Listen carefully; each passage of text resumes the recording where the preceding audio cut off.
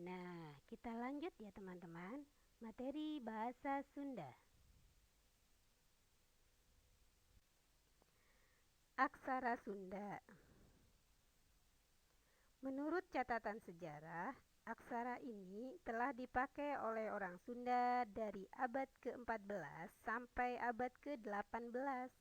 Sejak aksara Sunda dapat dilihat pada prasasti Kawali atau disebut juga prasasti Astana Gede yang dibuat untuk mengenang Prabu Niskala Wastukancana yang memerintah di Kawali, Ciamis, tahun 1371 sampai 1475.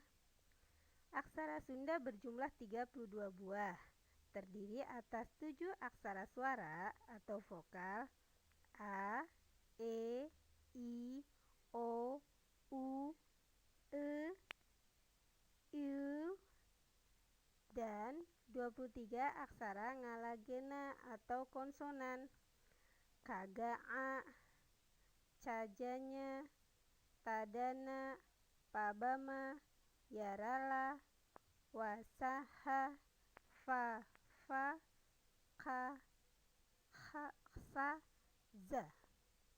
Aksara Fa, Ka, Sa, dan Za merupakan aksara-aksara baru.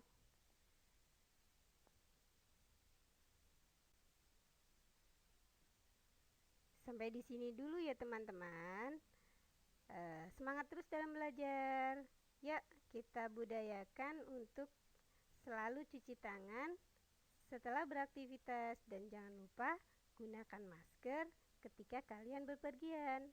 Assalamualaikum warahmatullahi wabarakatuh.